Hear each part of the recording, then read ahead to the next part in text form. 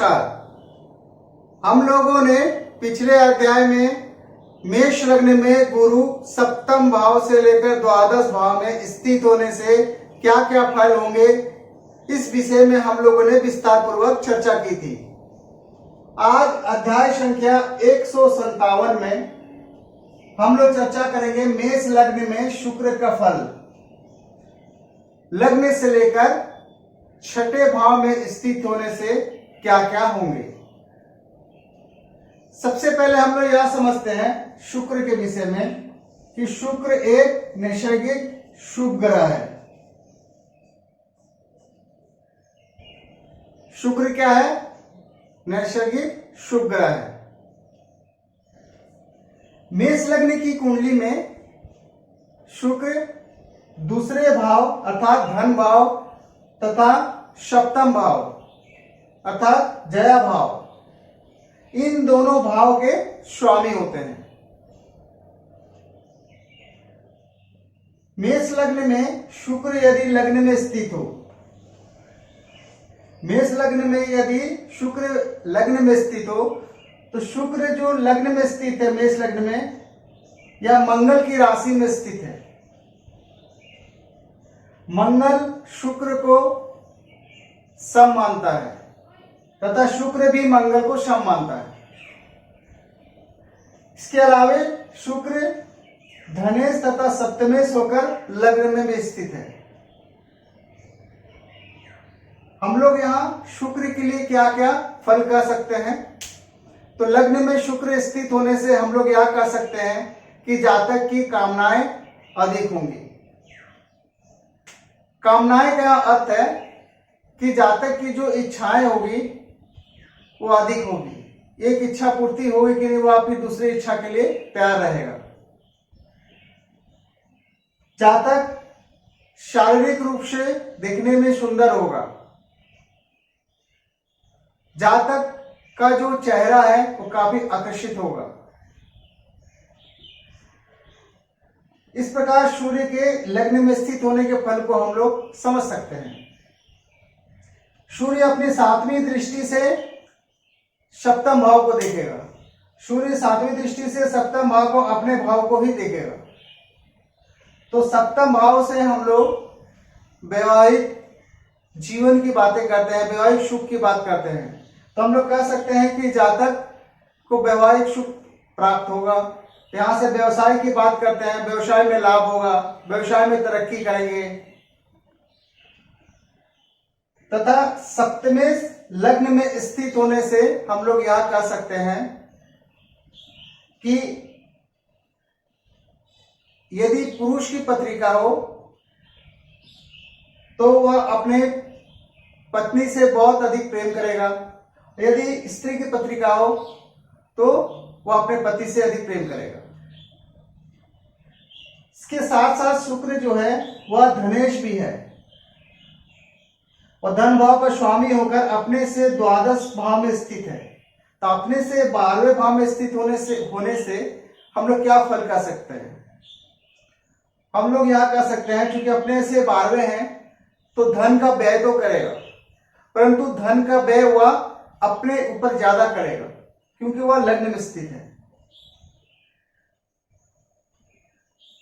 कुटुंबों यहां से कुटुंब की बातें करते हैं और कुटुंब भाव से 12 में स्थित है तो कुटुंबों से परेशानियां भी हो सकती है। इस प्रकार हम लोग शुक्र के लग्न में स्थित होने के फल को समझ सकते हैं। शुक्र दूसरे भाव में स्थित होने से अर्थात धन भाव में स्थित होने से मेष लग्न की कुंडली में शुक्र अपने ही घर में स्थित है अर्थात सौराशि का स्थित है। तो शुक्र यहां सौराशि का स्थित होने से शुक्र क्या हो गया? बलवान हो गया। तो इस भाव से संबंधित फल हम लोग क्या कह सकते हैं कि जातक धनवान होंगे। जातक अपने कुटुंबों का सहयोग करने वाले होंगे। जातक हो सकता है कि अपने कुटुंबों का धन से सहयोग करने वाले होंगे, उनके पालन पोषण करने वाले हो सकते हैं तथा कुटुंबों से भी जातक को सहयोग प्राप्त होगा। दूसरे भाव से हम लोग वाणी की विचार करते हैं, जातक की वाणी अच्छी होगी।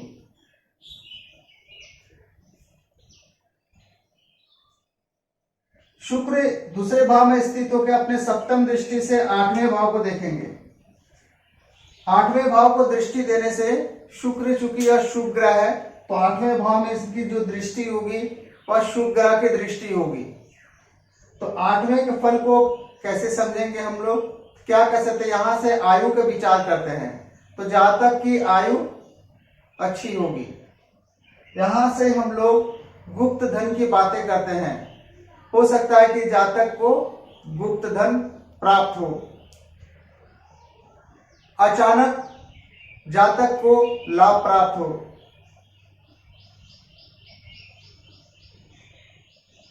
यहां से हम लोग साधना की बात करते हैं तो शुक्र की दृष्टि यहां पड़ने से जातक को साधना में मन लगे। इस प्रकार हम लोग शुक्र को दूसरे भाव में स्थित होने के फल को समझ सकते हैं।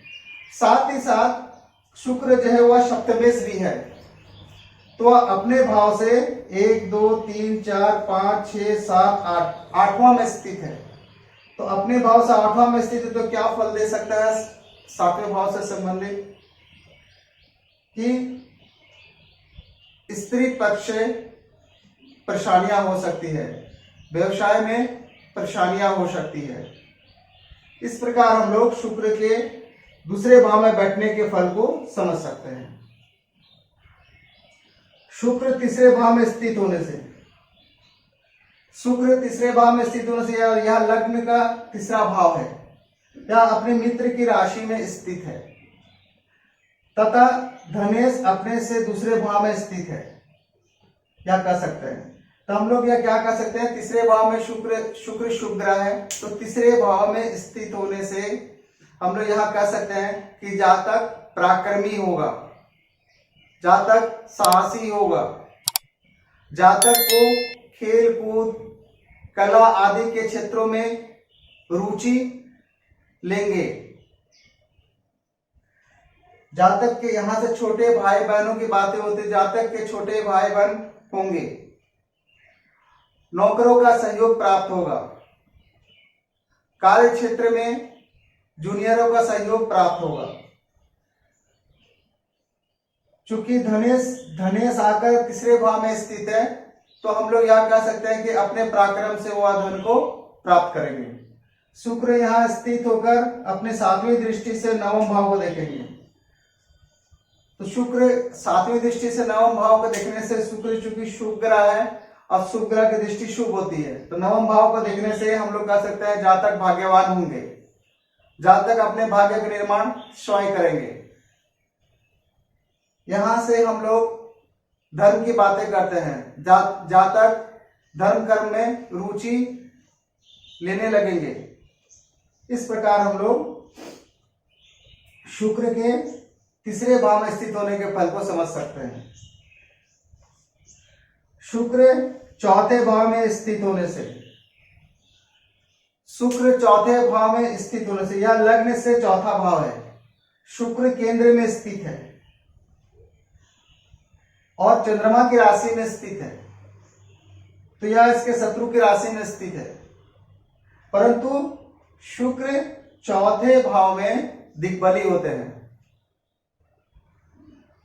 तो हम लोग यहाँ क्या फल कर सकते हैं, तथा यह धन भाव से तीसरे भाव में स्थित है तो हम लोग यहाँ क्या फल कर सकते हैं, हम लोग यह कर सकते हैं जातक को अपने जीवन में सभी प्रकार के सुख प्राप्त होंगे।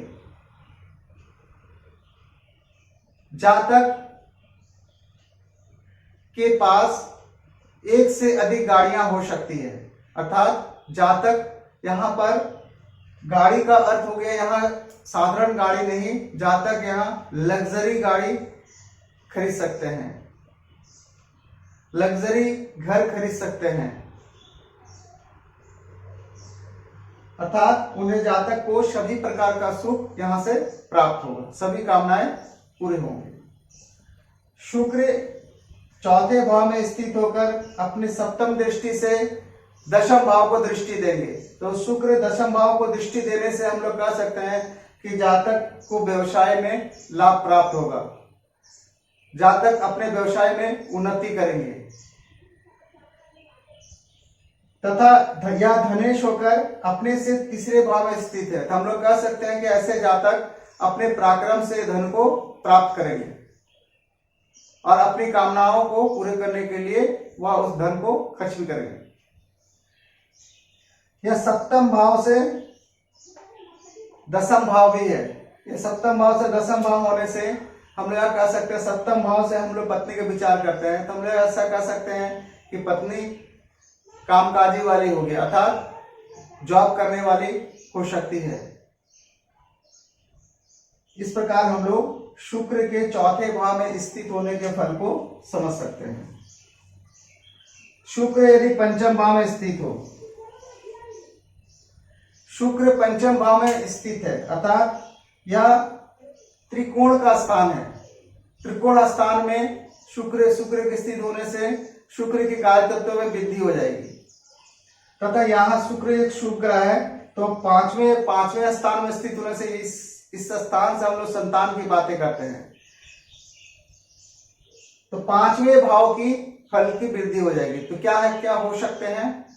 तो जातक बुद्धिमान होगा, जातक ज्ञानवान होगा, जातक अपने जीवन में तरक्की करेगा, जातक की उच्च शिक्षा अच्छी होगी, जातक के संतान अच्छे होंगे, जातक को संतान का सुख प्राप्त होगा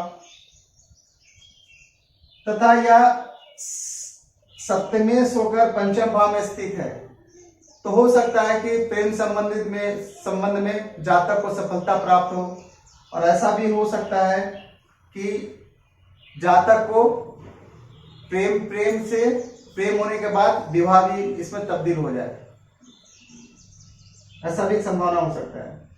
शुक्र पंचम भाव में स्थित होकर अपने सातवीं दृष्टि से एकादश भाव को देखेंगे।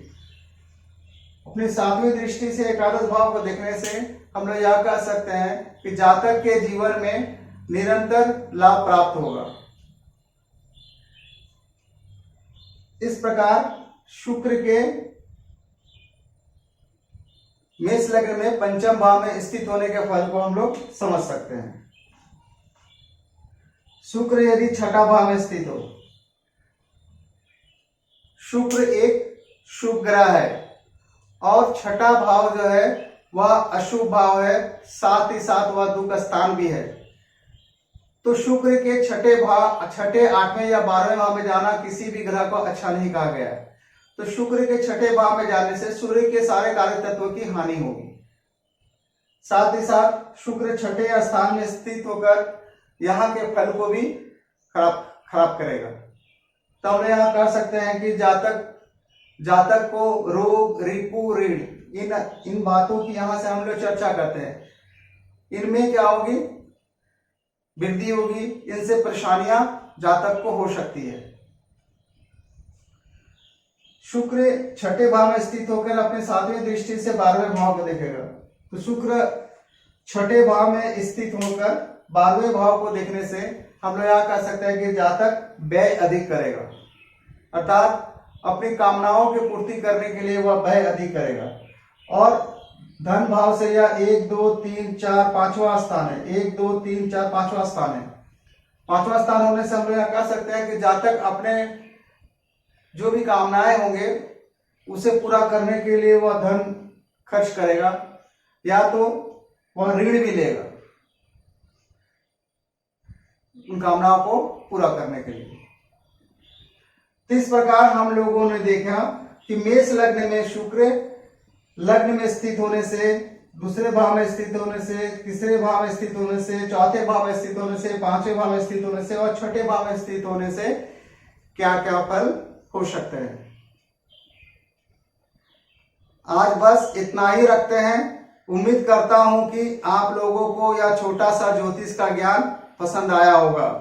यदि पसंद आया हो तो कृपया चैनल को सब्सक्राइब, शेयर, लाइक करें। इस वीडियो को अंत तक देखने के लिए आप सभी का बहुत बहुत धन्यवाद। नमस्कार।